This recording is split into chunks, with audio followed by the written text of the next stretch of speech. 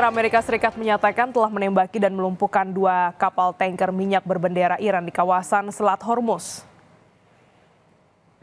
Komando Pusat Amerika Serikat menyebut tindakan penyerangan kapal dilakukan setelah terjadi baku tembak dengan pasukan Iran. Kapal tersebut dilaporkan berupaya memasuki pelabuhan Iran di Teluk Oman. Jet tempur FA-18 dari kapal induk USS George W. Bush dan USS Abraham Lincoln dilaporkan menonaktifkan kedua tanker dengan tembakan presisi. Amerika menyebut langkah ini bagian dari penegakan blokade terhadap kapal yang tidak mematuhi aturan. Ketegangan di kawasan meningkat di tengah gencatan senjata yang masih rapuh antara dua pihak.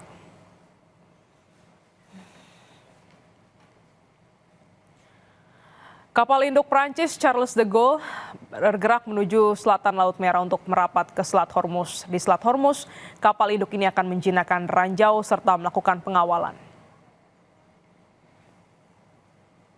Kementerian Pertahanan Prancis menyatakan kapal utama Angkatan Laut Prancis ini beserta kapal pengawalnya sedang melintasi terusan Suez menuju Laut Merah bagian selatan.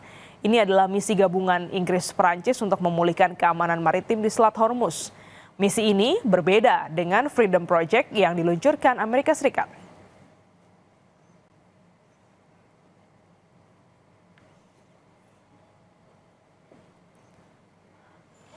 Jerman mengirimkan kapal penyapu ranjau dari angkatan lautnya ke Mediterania untuk bersiap kemungkinan upaya pembersihan ranjau di Selat Hormuz pasca perang.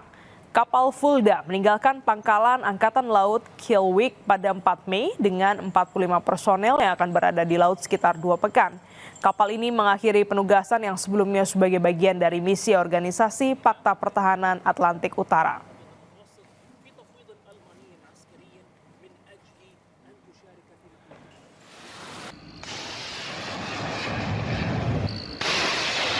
Sementara itu, Menteri Luar Negeri Iran Abbas Araghchi mengatakan negaranya telah mencapai kedudukan internasional yang lebih tinggi setelah perang. Ia menyebut dunia kini bisa melihat Iran telah membuktikan kemampuan dan kekuatannya.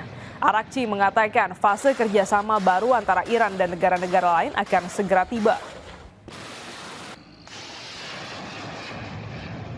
دوستان چینی ما هم اعتقاد دارن که ایران بعد از جنگ متفاوت از ایران قبل از جنگ هست و یک ارتقاء وضعیت بین‌المللی پیدا کرده، توانمندی‌های خودش رو و اقتدار خودش رو به اثبات رسونده. بنابراین دوره جدیدی از همکاری‌های بین ایران و کشورهای دیگه در پیش است.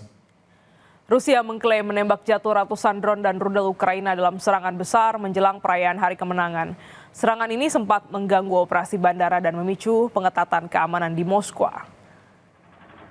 Kementerian Pertahanan Rusia menyatakan pertahanan udaranya berhasil menghancurkan 537 drone dan 6 rudal Neptune yang diluncurkan Ukraina pada Kamis dini hari. Serangan drone Ukraina juga menghantam gedung administrasi navigasi udara di Rostov-on-Don dan memaksa 13 bandara di selatan Rusia menghentikan sementara operasinya. Rusia menyebut drone Ukraina dihancurkan di lebih dari 20 wilayah termasuk Moskwa. Menjelang Hari Kemenangan 9 Mei, keamanan di ibu kota Rusia diperketat untuk mengantisipasi serangan lanjutan.